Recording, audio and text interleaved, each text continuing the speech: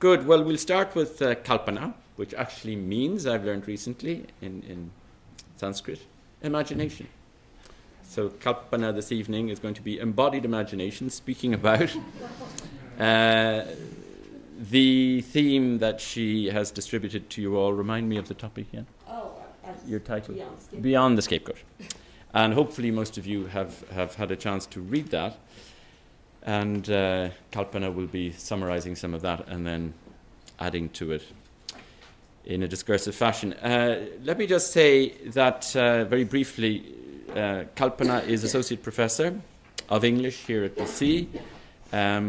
She specializes in contemporary theory, colonial and post-colonial theory, and Anglophone literatures. She's the author of Desiring Whiteness, a Lacanian analysis of race, and is editor of The Preoccupation of Post-Colonial Studies, and has a forthcoming book called Hume Animal, Tales of the Biopolitical. And some of the sections of her paper that was distributed to you all as an attachment actually draws from that forthcoming work. Several of her articles have appeared recently in Social Text, Psychoanalysis, Culture and Society, and Parallax. So over to you, Kalpana, Beyond the Scapegoat.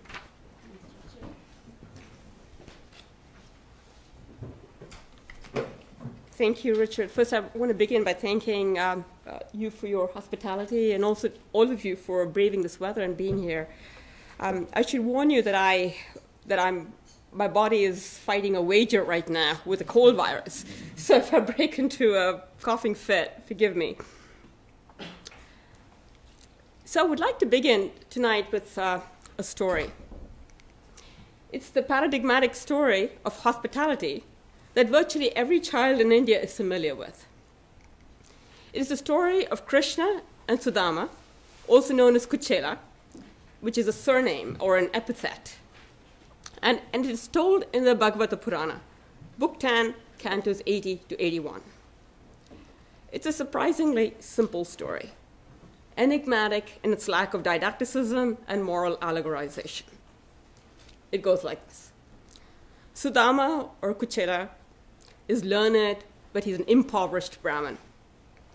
His good and long-suffering wife suggests that he visit his old school friend Krishna, who is now the king of Dwaraka and married to Rukmini, known as the incarnation of Lakshmi, the goddess of fortune.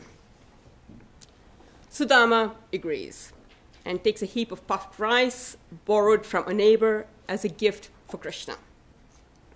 Sudama arrives at Krishna's glittering palace, and surprisingly, no one bars his way. When Krishna sees Sudama, he embraces him warmly, reminisces about their school days, and eagerly partakes of the puffed rice that Sudama is now too ashamed to offer. When Sudama returns to his village, he finds that his humble hut has been transformed into a luxurious palace, and that he and his family have been provided with every material necessity. The text says he was liberated from labor. Sudama dedicates his life to living happily, teaching, practicing austerity and humility, and eventually attains salvation. It was not until I was reminded of other meaning contexts, such as the tale of the poor fisherman and his greedy wife. You know the folk tale? I'm sure many of you are aware of that, yeah? Or the parable of Lazarus and the rich man, right? That I discovered the strangeness of this tale. How should one understand the story, which seems uncritical of the complaining wife, the luxury of the rich, and even equates reward with material wealth? Let us try again by contemplating the story as it unfolds. This time, I shall call the story Eating the Nothing. So I see this: despair, a pathless future, a deep poverty, an unquantifiable crisis of body and soul grips the young scholar. His wife offers a solution. Try to remember. Only recall, she says, for all knowledge and all having are wrought by the power of memory. reflecting quietly under the shade of a bowie tree, the scholar recalls a time of a friendship. A friend during the days of learning. And that friend was he who could eat the nothing. The scholar smiles as he realizes that this time of friendship is neither the past nor the future. It comes about. It merely comes about nothing. Thus called to a time within time, the poor scholar gathers together in a piece of clean sari torn from his wife's shoulder a heap of puffed rice, itself borrowed from a kindly neighbor. Emptiness itself, rice with kernels removed, with nothing inside. And this he sets out to give to him, the friend who had the great capacity to receive. A long and arduous journey, a pilgrimage, a prayer later, the poor scholar arrives at the gates of the friend. No questions are asked as one magnificent door leads to another. The doors stand wide open within the dazzling palace. No one bars his way. No questions are asked of him. The scholar's path brings him to the innermost sanctum where the friend dallies with Fortune herself. Spying the scholar hesitating at the doorway, the friend hastens, embraces him with delight. There is no hesitation, no uncertainty, no surprise, only delight, sheer delight. No questions are asked. How are you? When did you come? Why did you come? How long has it been? But have you not changed? Etc. Just delight, sheer delight. The poor scholar finds his tired feet washed by his friend as she, the brilliant one who bestows fortune, fans him, offers him fruit, nuts, and honey. Nevertheless, the friend is ashamed. Vridata, avanmukha, literally avanmukha, a face without words. Avan is without words, mukha is a face. For he is bare, kuchela, that's his epithet, kuchela, he's bare, emaciated, unkempt. Kuchelam malinam kshamam dvijam dhamami santatam. He cannot escape himself. He stands exposed in an ultimate intimacy, a nakedness that is not only his bare body, his empty belly, but the nakedness of his very being. He cannot cover himself before his friend. The friend only smiles.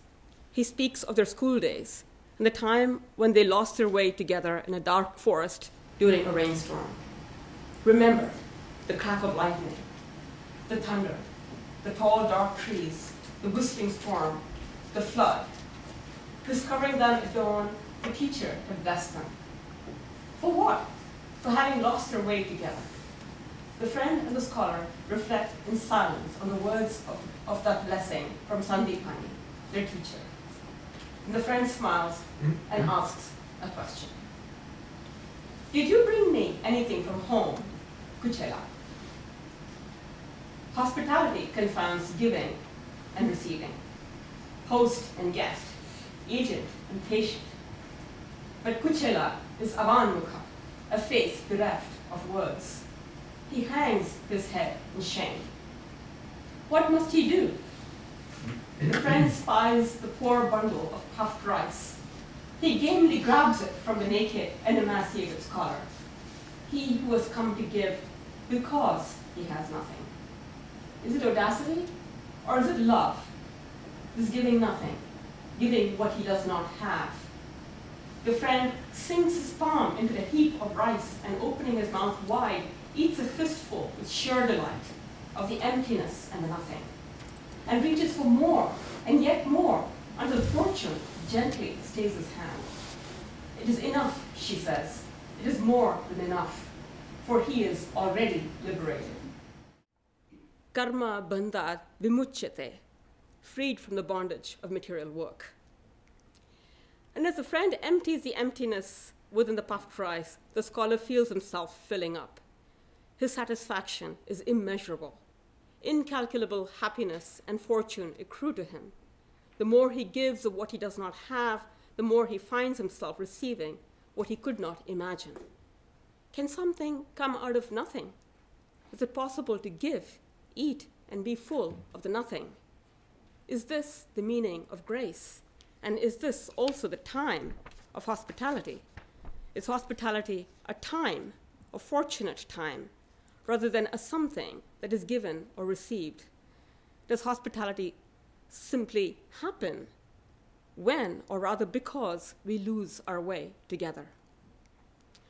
Later, Sudama recalls that he had asked nothing. Indeed, he needs nothing. And once again, he loses his way. His hut has disappeared. His bare belongings have disappeared. Nothing has disappeared. And for this, he is again blessed. Why reflect on hospitality? And not just hospitality towards one's family and friends, but hosting the stranger, right, which is our task today. That to a scapegoat, an outcast, an alien. Obviously, the task before us is to set aside the professionalization of hospitality that has grown like brambles around the world, and to ask not only what hospitality truly is or can be, but what our thinking about hospitality discloses about our own human limits. It seems to me that the attempt to think hospitality and the stranger simultaneously, right, hospitality and the stranger, requires thinking about limits, thinking at the limits. Not only do we find ourselves confronting the limits of our ability to offer hospitality, the sometimes necessary and oftentimes unconscious lines of discrimination that inform our acts of welcome, but the word stranger also confronts us with another limit.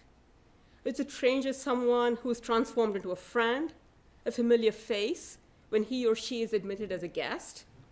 Or is a stranger one who must remain strange, thereby rendering hospitality, if not impossible, then definitely an experience of the strange as strange? The difficulty of the task of thinking these two limits together is a test of courage, a risk, a wager, to put it in Richard's terms. The wager, as Professor Carney has explained, insofar as it is a terrifying choice between hospitality and hostility, is finally a wager with ourselves. How far can we go in disarming ourselves? And how far can we go in bringing down our defenses? And must the other meet us halfway in order for us to do so? What demands do we make of the other to be less of another, to assimilate him or herself to our terms, to accept our codes, to abide by our rules, to return, to surrender, to forget the past, so that we may extend hospitality instead of hostility? To take up the wager with reference to the limit of the stranger, let us remind ourselves of the useful distinction that Derrida makes between the foreigner and the absolute other. The former, the xenos, Derrida suggests, and Richard has already brought this up, is a juridical identity. Local laws govern the treatment of this figure, and legally mandated duties, rights, and obligations determine the limits of the relation between host and guest. This is therefore a hospitality authorized by laws and subject to judgments and limits. And then there is an absolute hospitality, a hyperbolic law, right? And we should hear quotation marks around law, the law of hospitality, without limits, that simply says yes to whatever seeks shelter, needs shelter, and is marked by its transgression, and this kind of hospitality is marked by its transgression of the juridical laws of hospitality.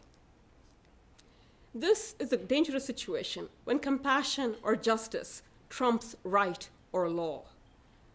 But to whom is such a just hospitality owed? Derrida never says. Instead, he maintains a rigorous non sequitur between the two figures of the stranger and the two forms of hospitality. By resolutely focusing on the antinomy, right, great word, antinomy between the laws and the law of hospitality, Derrida continually displaces the question of the absolute other. Why? Because the law of hospitality, absolute hospitality, cannot itself be reserved only for the so-called complete other, who is, as he says, relegated to an absolute outside, savage, barbaric, pre-cultural, and pre-juridical, outside and prior to the family, the community, the city, the nation, or the state, unquote. This non-limitation that threatens to overtake and contaminate properly regulated hospitality then would be the heart of the antinomy between legal laws and the hyperbolic law of hospitality. To put it a little differently, we could say that hyperbolic hospitality, like the absolute other, is a point of singularity within the law, a blind spot that enables and troubles the limits with which we arm ourselves. The wager, then, is to go beyond the wager between hospitality and hostility, to risk the surrender of all wagers regulated by law. Pursuing this wager beyond wages, what interests me at the present moment is not the scapegoat or the outcast, the sacrificial victim, the victim who binds the city and purifies it by carrying away the sins of the multitude. Rather, I'm compelled by the indeterminate figure of modern scientific power that Hannah Arendt, Michel Foucault, and I think Jim Bernauer will be talking about this pretty soon, Georgia Gambin, pinpoint as a life that cannot be subject to of law. The faceless figure whose life has no value, ritual, juridical, or moral. And it is such that it may be killed, but its death, its killing, would have no meaning, political, religious, or social. In other words, it is a life deemed so worthless that it is not even subject to the wager. In producing this figure, this life that is little more than a number or a statistic, modern law does not prescribe rules and limits of hospitality, neither does it enjoin hostility per se. It neither permits nor forbids. This sovereign negligence, as the above thinkers have taught us to see, is increasingly the visible heart of modern power and its force. Some of you here may be familiar with the model of law's force or sovereign right as the ability to declare a state of exception. It is drawn from a long tradition of political theory that takes the nature of sovereignty and political authority as its subject and finds its greatest expression, as Georgia Gambin has shown, in the debate between Walter Benjamin and Carl Schmitt. In my paper, I offered a brief paraphrase of Gambin's elaboration of the structure of the state of exception or emergency, when the law, that is the Constitution, suspends itself de jure while remaining a de facto force of arbitrary violence. So here, just very quickly, consider Auschwitz, Hurricane Katrina, Guantanamo, right, Somalia, etc. Now, the most difficult aspect of Agamben's thought, its radical antinomian core, is this proposition that the situation where the Constitution is suspended, where the situation where the Constitution is suspended offers an opportunity, when the law can be rendered ineffective both de jure and de facto. This antinomianism is the dense core of his work, insofar as it contains the his thought of what messianic time signifies, the messianic community, the structure of language, and a host of other related themes. My project attempts to develop a small but I think important aspect of his thought, the relation between law and language, and the role of silence and the politics, ethics of uncoupling the two. How do you uncouple law and language? That's the question. For those of you who've had the chance to peruse my pre-circulated paper, you may recall that I focus on silence as a singular possibility within language that is beyond the law, or more precisely renders the law ineffective, inoperative, not to destroy the law, but merely to halt it. For Agamben, it is within the great shadow of the idle machine of the law that the community, the coming community, takes shape. And it would be here that the hyperbolic law of hospitality will find its true vocation. Hospitality then begins with the closed door of the law. To conclude then, I would like to share two brief reflections based on two questions, comments, that appeared before us in the last two seminars. That's okay. If you recall, both had to do with the limits of hospitality. So the first remark. Last time, I think it was the last seminar, someone raised the dilemma within the context of interreligious dialogue. right? We're talking about the Eucharistic blessing, etc. Namely, about the uniqueness of one's experience of Jesus, which already limits hospitality. This means that it is important that our desire to host the stranger, this person went on to elaborate, and I thought it was a brilliant remark, that our desire to host a stranger not be at the expense of our own friends and community. In other words, hospitality cannot entail estrangement. However, I hope my response to this last comment seems by now somewhat predictable. The dilemma concerns the foreigner and therefore limited hospitality as regulated by laws, whereas unlimited ethical hospitality is always already negated by the proper. Property, identity, conviction, membership, even the community that you've inherited. The wager, as I understand it, is to risk everything and to seek the community of singular universalities. And the second remark that I want to make, and this was at the first seminar, the very first one, someone brought up the question about unwelcome visitors, such as Jehovah's Witnesses, which led, what if they knock on your door and then, how does one extend hospitality to them? Which led Richard to remind us that there may always be an extra minute before the door is closed. Richard's remark about that extra minute made me pause and reflect. There is a potential for hospitality, he seemed to suggest, when a minute is added before closing the door. What is that extra minute? Where does it come from? Do I give it to the other? Does the other demand it of me as his/her due? Or does it simply happen? If the extra minute is potential hospitality, does the minute differ from other minutes? Does it have a different temporality? Is the time of the minute then one that stretches the seconds, a time within a time, a temporality that is in a supplementary relation to clock time in which we give and receive? It happens, because it does happen with some people, that they open the door to Jehovah's Witnesses, and hospitality happens. Yeah?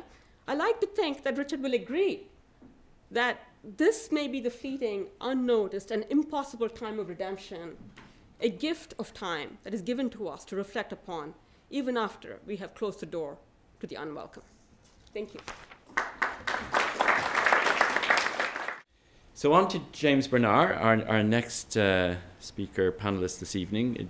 Jim is a colleague of mine, a professor of philosophy in the philosophy department here in Boston College. He has higher degrees in both philosophy and theology, and his books, authored or edited, include Michel Foucault's Force of Flight, Towards an Ethics of Thought, Michel Foucault and Theology, The Politics of Religious Experience, The Final Foucault, and Amor Mundi, Explorations in the Faith and Thought of Hannah Arendt. Jim.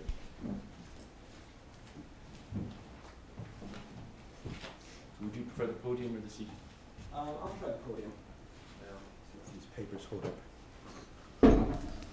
Thank you, Richard, for the introduction. And thank you for the invitation, even though it's an impossible invitation topic.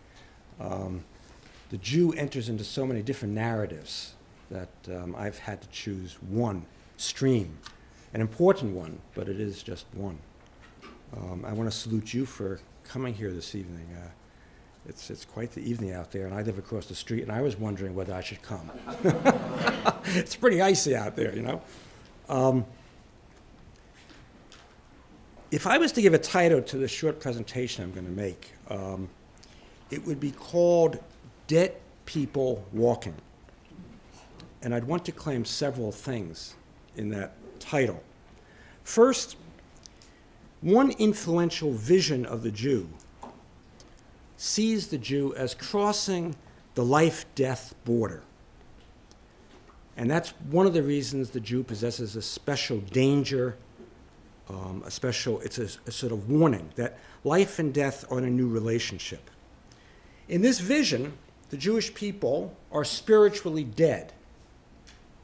And yet, they seem to have been given a special dispensation to survive physically. Secondly, this image of the Jew emerges from the interpenetration of the religious culture and the secular culture. It's a theological, cultural artifact. This would certainly be following Foucault's insight, as among others, that you can't draw an absolute border between modern secular experience and pre-modern religious experience. And that's the dilemma in the challenge to our thinking, if we've been accustomed to separate those out. Now, Hannah Arendt would disagree with that in terms of at least accounting for anti-Semitism. She would say that's one of the mistakes that people have made, to think that the modern racist anti-Semitism mirrors Christian anti-Judaism. Thirdly, this constructed image of dead people walking is articulated in works of scholarship. And that's what makes Foucault's project of a critique of knowledge, I think, particularly relevant for analyzing this discourse. Because we have to appreciate that in much of scholarship, modern scholarship, not just modern though, the Jew is known. It's a figure that can be understood. And we have available to us knowledges that discern the interior and the exterior of the Jew. Foucault, in one of those lovely passages that he has that so frequently are in his writing, reminds us that the fantastic can also be a product of scholarship. This is from an essay he did called The Fantasia of the Library. This domain of it's a new imaginative space he's claiming from the 19th century. This domain of phantasms is no longer the night, the sleep of reason, or the uncertain void that stands before desire, but on the contrary, wakefulness, untiring attention, zealous erudition, and constant vigilance. Henceforth, the visionary experience arises from the black and white surface of printed signs, from the closed and dusty volume that opens with a flight of forgotten words. Fantasies are carefully deployed in the hushed library, with its columns of books, with its titles aligned on shelves to form a tight enclosure, but within confines that also liberate impossible worlds. The imaginary now resides between the book and the lamp. The fantastic is no longer a property of the heart, nor is it found among the incongruities of nature. It evolves from the accuracy of knowledge, and its treasures lie dormant in documents. Dreams are no longer summoned with closed eyes, but in reading, and a true image is now a product of learning. The imaginary is not formed in opposition to reality, as its denial or compensation. It grows among signs from book to book, in the interstice of repetitions and commentaries. It is born and takes shape in the interval between books. It is a phenomenon of the library. Now, in the essay I gave out to you, which is from 1977, it was the introduction to a series of, it was called The Life of Infamous Men. And Foucault did not live to finish that project. In fact, there were just a few fragments of it, one of which is the case that you may know, the case of Erkelin Bobbin, the hermaphrodite, who suddenly finds herself judged more a male, and a decree of gender status is given in the 1860s. This takes place. And so Erkelin discovers through the courts and through science of the day that she is really a man. So Monsieur Abel becomes this new identity. What fascinates Foucault about that is the incredible power that's exhibited in that transformation. But it's not experienced as power. It's experienced as the person coming to know him or herself, truly. And this is the sort of power that I'm sure most of you realize was Foucault's particular interest. Dead people walking is actually, the phrase is indebted to Hannah Arendt rather than Foucault. She speaks several times in The Origins of Totalitarianism of living corpses. What could that possibly mean, living corpses? She speaks of it, of course, in the context of the death camps, where the murder of the moral person, in her analysis, and the murder of individuality took place and produced a phenomenon of living corpses. To my knowledge, this phrase, this concept does not come later into her work in any serious way, and I think one of the reasons perhaps it did not is because she did put it in a context of a religious dimension. And in the course of the 1950s, she became rather suspicious of how religion was entering into political discourse in this country. And she shied away from interpretations such as this, where in the Origins, speaking of this living corpses, she describes it as connected to a religious vision of experience. To quote Arendt, this atmosphere of madness and unreality of the death camps, created by an apparent lack of purpose, is the real Iron Curtain which hides all forms of concentration camps from the eyes of the world. Seen from outside, they and the things that happen in them can be described only in images drawn from a life after death, that is, a life removed from earthly purposes. And then she says concentration camps can very aptly be divided into the types corresponding to the three basic Western conceptions of life after death. Hell, in the most literal sense, was embodied by those types of camp perfected by the Nazis, in which the whole of life was thoroughly and systematically organized with a view to the greatest possible torment. Arendt doesn't acknowledge, though, in that view, that this state of living corpse wasn't invented by the Nazis. You can find it in the tradition. For example,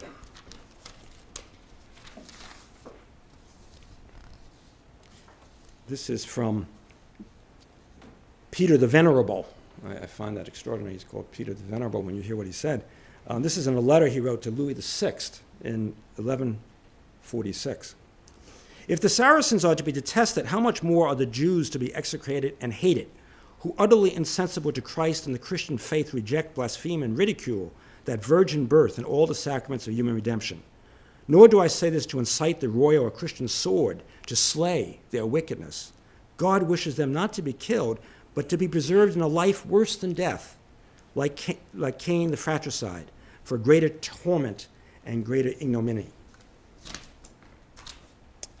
Again, this theme of a life and death, a corpse, a living corpse. It's connected to what has come to be called the teaching of contempt within Christianity, which has three major components. The crime of deicide, all right, the Jews are responsible for killing the author of life. Secondly, this terrible evil deed sprang from a degenerate Judaism, a debt law versus the living spirit that Christianity came to offer.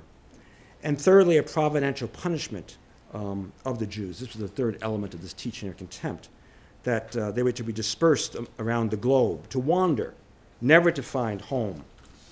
Right? If I can...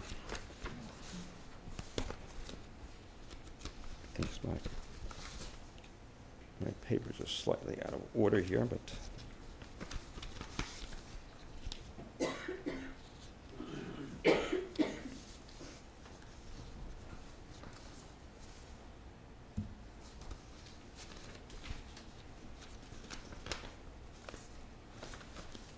Well, I was going to read several passages which witnessed to this phenomenon of punishment in wandering, not to find a home.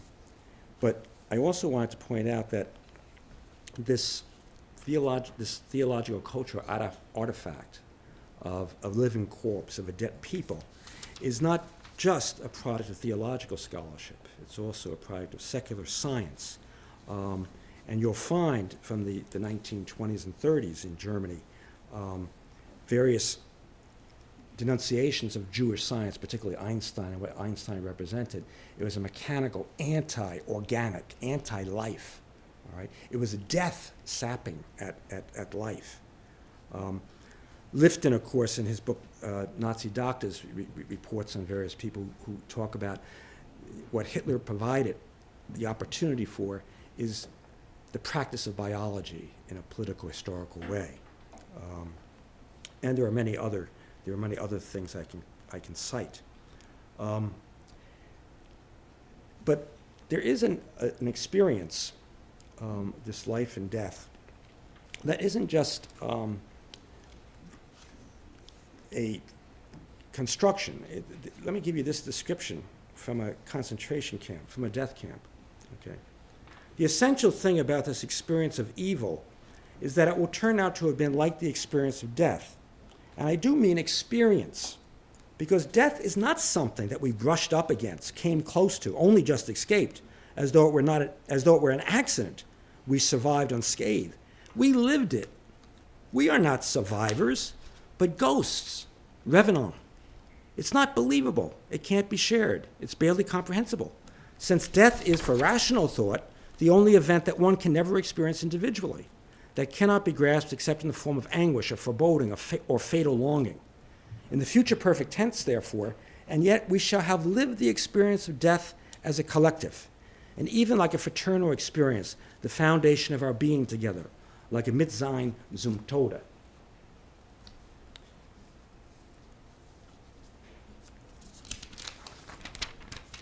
Troubling description. It has both Protestant and Catholic images. Emanuel Hirsch, the great systematic theologian, spoke of Nazism as a revolution of life against death. Gerhard Kittel, the biblical scholar, both of them spoke of the Jew, by the way, as offering them guest status in Germany. But here in his, Kittel, after the war, actually, he was one of the few in the academic world who was actually wound up in prison for what he said and what he wrote. But in his defense at the denazification process, he says, could it not be, speaking of himself in the third person, could it not be believed that Kittel's position toward the Jewish question was imposed upon him by God? The final question is whether in the Christian cultural world it counts as a crime, which must be prevented through legal punishment, that one represents a position on the Jewish question based upon the instructions of Jesus and his apostles. There is a whole project, of course, the Aryan Jesus, that has been given more recent attention by Suzanne Heschel in her new book that just came out. But you could find also in Catholic thinking similar passages. But here's Barth, Karl Barth, who's an anti-Nazi, all right, living in Switzerland, a resistor. This is his reflection. Who is this Judas, the man who will maintain his freedom in face of Jesus for the sake of something better, the man for whom Jesus is for sale? Obviously, he does not bear this name for nothing. Within the apostolic group, he obviously represents the Jews. He merely does that which Israel has always done in relation to Yahweh. He merely does that which has always made Yahweh's rejection of his chosen people inevitable. Israel always tried to buy off Yahweh with 30 pieces of silver. These 30 pieces of silver are not a surprise. Judas and all Israel, Judas and with him the Jews as such. All right? They rejected God. They sold their birthright for a mess of pottage. They did not do so with closed but with open eyes. They can now live and die in their Judaism. Their Yahweh religion without Yahweh. They can make the best of it. They can call it gain and enjoy it as such. That they are the people of God and yet do not have to believe in God or obey him. Again, very troubling. How we do? Okay.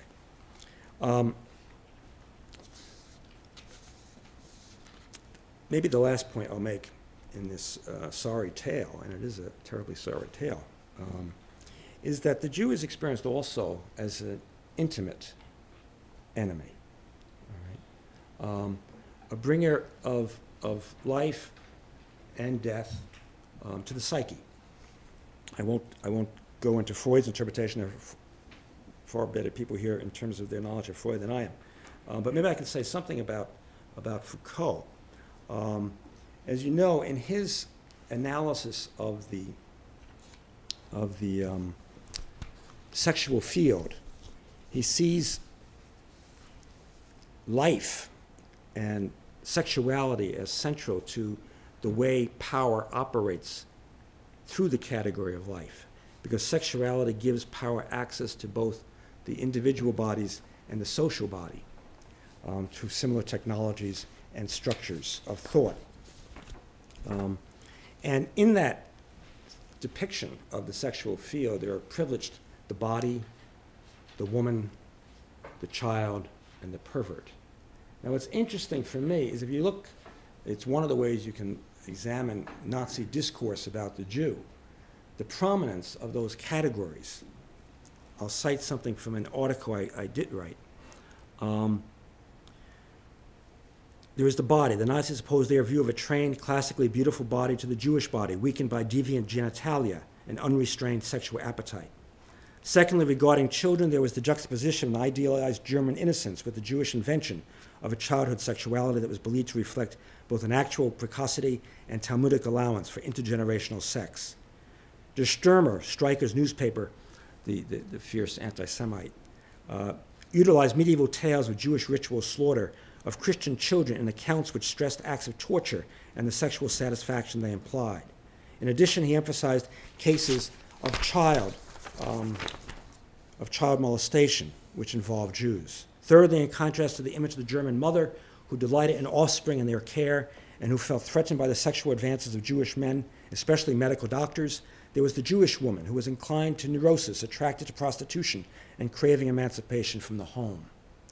The Nuremberg laws prohibited sexual relations between Aryan and Jew, in part to prevent contamination by syphilis, which was identified in the Nazi mind with Jews. Fourthly, Jews harbored all sorts of sexual perversions, especially homosexuality.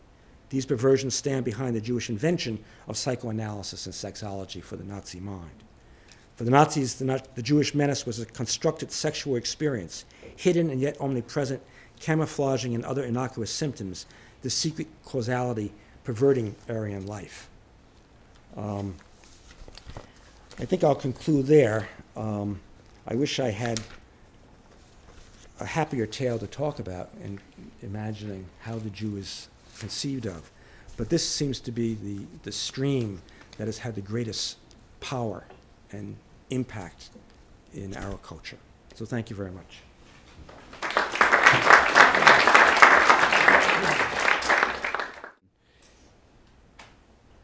I think that was a very scathing and uncompromising expose of the Western European hostility towards the Jew.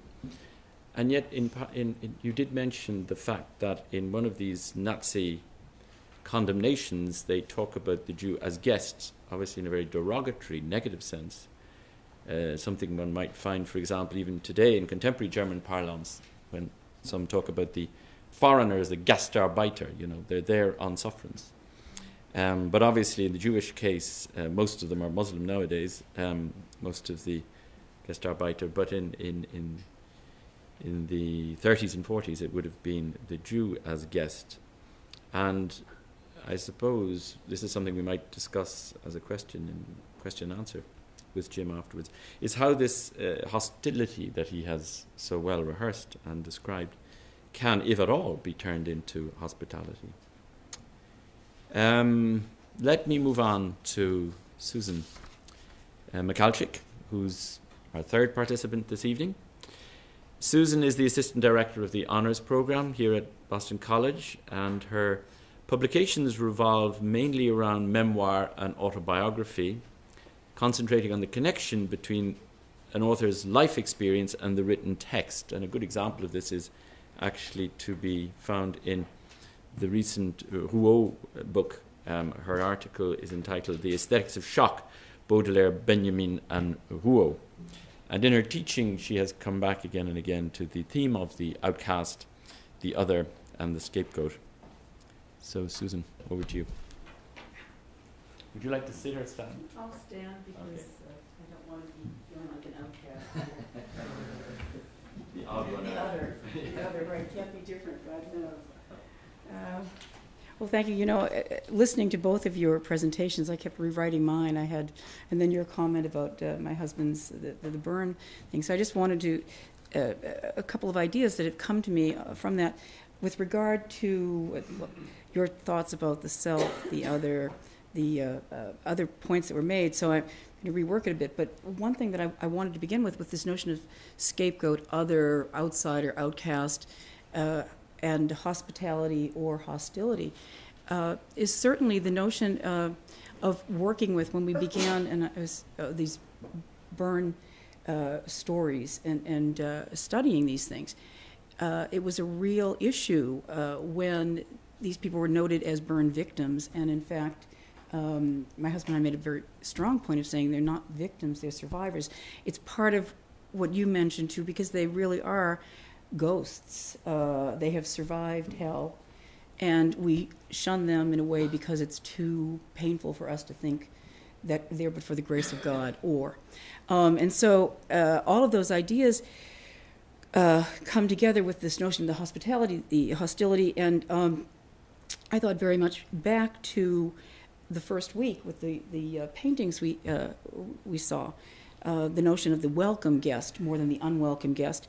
And I think that what our topic is this evening really addresses most painfully with those comments, the identification of the outsider, the Jew, really addresses the dilemma that we have of the unwelcome guest, because more often than not, as you were saying so rightly, the Jehovah's Witnesses at the door, please let me be anywhere else but near the entranceway. And so the unwelcome guest, I think, is something we have a more difficult time reconciling. And I sent out that target of aggression article. It's fairly, it's an interesting study. It came out this past year. I use it with my sophomores to deal with issues of accepting the self and the other. And I think it does offer an analysis, almost a biological understanding of why our instinct is toward rejection, hostility, and aggression rather than sympathy, compassion, and connection of recognition of seeing one in the other.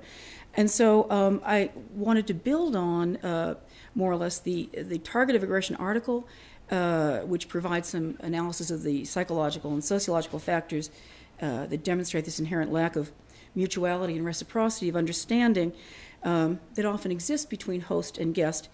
And then I also thought I would come from a more literary and artistic framework, citing some references from Dante's Commedia, Shelley's Frankenstein, and also the works of the Georges Rouault, which we're very fortunate to have had on display in the McMullen's most recent exhibition on Mystic Mask.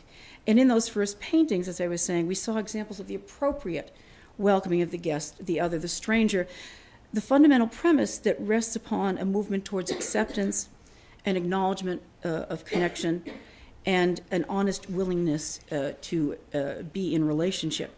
And yet, as history, literature, and this evening's presentations remind us, the stranger is never truly welcome, often viewed with suspicion, ambivalence, uncertainty, these underlying resentments, which at times can contaminate the most sincere, welcoming gesture of openness. And as a result, the possibility of rekindling old or new relationships is often lost, as understanding of the other becomes more an understanding of the other as potentially hostile, potentially damaging, potentially forcing me to acknowledge I too am vulnerable and could be in this situation. And therefore, as these rise to the front, we begin to disassociate from the self in a way that perverts the transcendent encounter, which I think is fundamental to recognize the self in the other. Nor can there be any recognition of the sacred or the divine in this meeting because, and Dante is wonderfully good at reminding us of this, that which is most human is discarded and devalued. And so this notion of perverting the intellect, perverting what is most normal and instinctual, keeps coming back in many works that we read, literary works, artistic works. And then in this target of aggression essay that Barash speaks of, he basically says, well, there's a fundamental reason. Biologically, we are hardwired to react in a way that puts the walls there and forces this disconnection, dissociation, dis as in the city of dis of Dante, this distancing ourselves from our other fellow human beings. And so as we turn away from this sacred quality of our humanity, which is the intellect, and instead succumb to purely irrational instincts, this is then the central theme of the Commedia. And as we create division and dissent within our own sense of self, and we abandon reason and love, we break apart, and that rupturing within ourselves extends outward. And one of the areas I'd like to touch on is the notion of where does the scapegoat come from and why does it persist forever, and the sense of the outsider and the outcast. And I think it's fundamentally because it comes from within. We are not comfortable in our own skins. We are not secure enough in our own sense of who we are, what we could be, mistakes, imperfections, etc., so that when the doorbell rings or we see someone in pain, we are unable to react to them as equal and connected to us, because we are so caught up in our own sense of loss, confusion, and dis-ease, if you will. And so this rupturing then continues and extends outward with family, friends, community, and ultimately impacts on all strangers who, in a way, take on our own insecurities and defects. And as we take our place removed from all those others, we symbolically transfer our own hostility, disappointments, failures, the sins of the Father, so that we can see ourselves as hospitable, welcoming, comforters of the afflicted, never afflicted ourselves, but willing comforters, convincing ourselves of our own goodness. And though I hate to give Dante too much credit, I do believe his insistence on our personal responsibility in relationship to the self, to one another, and to God ties in quite nicely with the inherent tension in hospitality, hostility, host, stranger, outcast, and who is this guest. For Dante presents to us this bond of kinship as a sacred bond, an opportunity to bring together that which is most human in us with that which is most divine in the other. And then he examines in haunting, gruesome, painful detail the countless betrayals and violations of trust recurring throughout history, the biblical accounts, the great tragedies, and the contemporary discord of his own day. When we look then at this notion of the sacred bond and how in its rupturing within the self, it extends outward to hostility of other nations, other peoples, others unlike ourselves, what I keep coming back to is this notion that Giambattista Vico wrote years ago in his New Science, mid-1700s, in which he stresses we cannot get everything in order. We cannot address one another and ourselves until we bring basically the unity within the self, and until we have the family functioning as a healthy unit with a sense of integrity and value. And that must be the core. That it must start once the individual feels secure, then the individual moves to the family, then the individual moves to the community, and then to the state, country, and then eventually the world. And it is, I think, in a way, the idea that we work upon, but we have jumped to the world and to the other and seeing all these other places where hostility and imperfections exist. And basically, and I think this is what comes out in that target of aggression article, the study, the scientific study for the most psychological study, that what we have forgotten is we ourselves don't have our own house in order.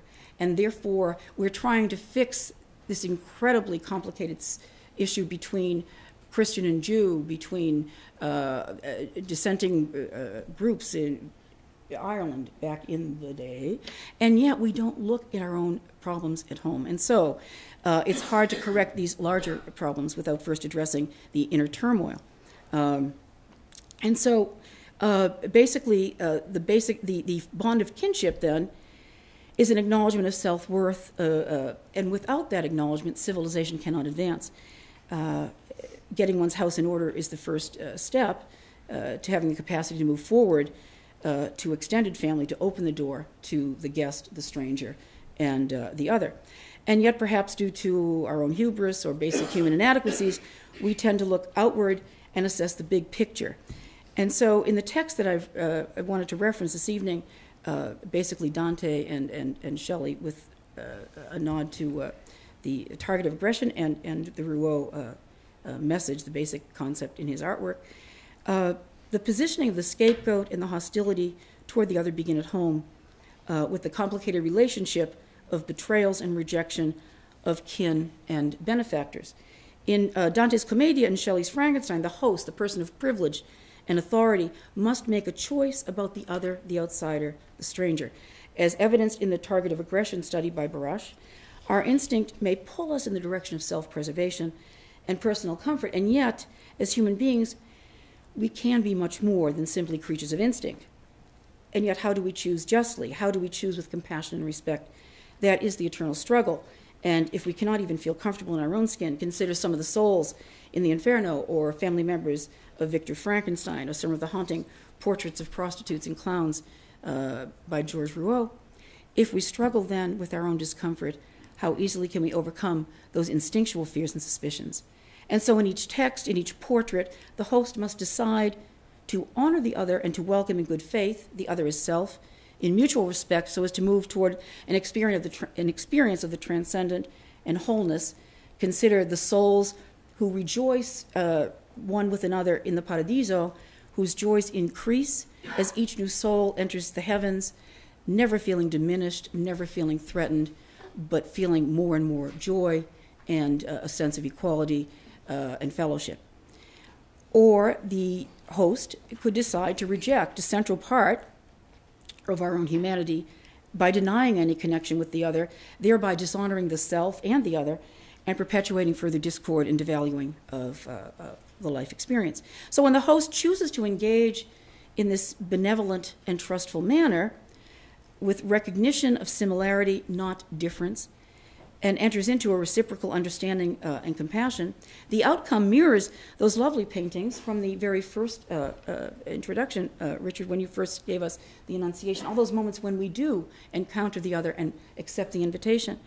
And yet when the host chooses to maintain distance and division through a lack of compassion or a perversion of self-importance, self-righteousness, the outcome fosters more intense hypocrisy and disconnection, and we see that in our world today. The rupturing of the self, then, whether in real-life experience or elaborate fiction, leads to more extensive damage beyond the family, out into all of society, creating a walled city of despair, dissatisfaction, and treachery. The proverbial dog-eat-dog, or if you did read the aggression essay in the language of that study, the rat-eat-rat model of the world. And from Abraham's willingness to sacrifice his own son, to Francesca da Rimini's violent death at the hands of her husband, Giovanni Malatesta, to the dysfunctional relationship between Victor Frankenstein, creator, and his monstrous, unnamed, unwanted, and rejected creature, who lose themselves in isolation and despair, we are left with the inability to recognize the sacredness of any human bond at the most basic level. And as a result, we become almost accustomed to violating those sacred trusts, and almost naturally, second nature, allow this internal discord amid familial broken bonds to seep into the larger scheme of things, outwardly to include entire countries warring about religion, cultural incompatibility, consumed by extreme hostility, always blaming the other. Is it even possible to repair that damage of centuries of hatred, to come to know the other without fear of loss of self? Literature, art, scripture, the day's headlines challenge our deepest desire to come together to the table and to sign the guest book with hope and trust and faith. The bitter irony, of course, is that within the most simple and seemingly natural relationships, partners, parent, child, siblings, betrayal and hostility dominate, as if even in the most tender expression of connectedness, the host inevitably abandons true compassion and, rejecting Kant's basic principle of equality among humans, chooses to use the object, the other, as an object to be used rather than a valued end in itself. And so what happens? We have self-protection and personal comfort trumping religious teachings, humanist measures, philosophical imperatives. And yet each time host welcomes guest with the gesture of hospitality, we may all acknowledge that the other is no longer the outcast. In the gesture of opening oneself and one's world, one's home, the divisions dissolve as self and other reveal their true humanity, unmasked, unthreatened, remembering and re-presenting elements both human and divine. And I think very much of some of the people that we saw who were burned survivors, and they say, the first thing they say is, I know it's very hard to look at me. And that's such a painful acknowledgement. But when they accept the invitation and they say, I know it is hard, how can we not say, but we do it with compassion and we want to do it. We welcome, we accept and sign and enter the encounter with you. And as in Rouault's message, which was displayed so beautifully in the paintings in the Mystic Mass exhibit a few months back, those who are marginalized by society can only be redeemed and recognized as sacred when we see ourselves in their physical, psychological, and spiritual pain. King or slave, prostitute or clown, outcast or welcome guest, the divine can only be revealed in accepting the invitation and recognizing the universality that all of us suffer. Whether host or guest, then, what is our responsibility to the invitation to recreate something meaningful out of all the brokenness we see around us? In the Commedia and in Frankenstein, the differences dominate and assault the sacred bonds of basic civility. Dante deliberately illustrates the violation of the bonds of kinship. And I thought what I would like to offer are a couple of examples to get us thinking about that very complicated relationship, which we all assume is profoundly secure. And that would be in the very opening of the Commedia, the first level of the sinful. We see Paolo and Francesca, everyone knows the story. And it's interesting that she speaks of her husband who kills her and her brother-in-law, that he is in Cana. He is suffering in the lowest level of hell because he has betrayed family bonds. And when we get to that very last canto near the end of the Commedia, 33 and 34, and we encounter that rupturing of family bonds in Ugolino, the count and the archbishop who are gnawing on each other's brains, we see an intensification of the rupturing of that sacred bond, that the father has had to eat his own children to survive, and that all aspects of humanity, and I would say that's the target of aggression article, that study, when we allow ourselves to be those rats, to be so driven by our instincts that we forsake the intellect, we have committed the greatest sin that Dante, the perversion of the intellect. All we have is our ability to reason. And when the count and the archbishop are gnawing on each other's heads, we see that most violent disruption of kinship between the bond between family and benefactors. And in fact, it is not by chance that Dante then places, and we mentioned this, I talked to you about this the very first week, at the very center of hell, the most despicable sin, those who have deserved the greatest punishment, are those who have broken the bond of the benefactor, that those who have violated the kin, and then those who violate the person who has opened the door, the host who has been welcoming. And so in the center, in the mouth of Dante, we have Judas, Cassius, and Brutus, all betrayers of their benefactors, all betrayers of the persons who dared open their door in a welcoming gesture of equality, reciprocity, and seeing the connectedness between them. And so when Dante then brings it full circle with this sense of the bond and the rupturing within, so too we see a similar rupture of family bond that we think is so sacred in Shelley's Frankenstein, when in fact it's the creature who is begging for acceptance and love and yet is rejected by the creator, not even given a name, which is also a reminder, and we had talked about this with in discussing the Bern exhibit, when we can't even name someone, when we remove that of the identity, it is such a violation of trust and of our own humanity, and we do it with assurance because we feel secure that this will never happen to us. And we all know it's false security, but we feel it anyway. And the target of aggression article basically says it's because we are hardwired towards self-preservation. Our instinct says, protect the self. And the other notion then that comes up throughout all the texts through the last week and the week before and other references is the very first notion of scapegoating, Abraham and Isaac. And so when the father is willing to sacrifice the son, and we know, yes, it happens again with Christ, but when the father can be that willing to follow and break the most sacred bond without saying, why would you ask me to kill?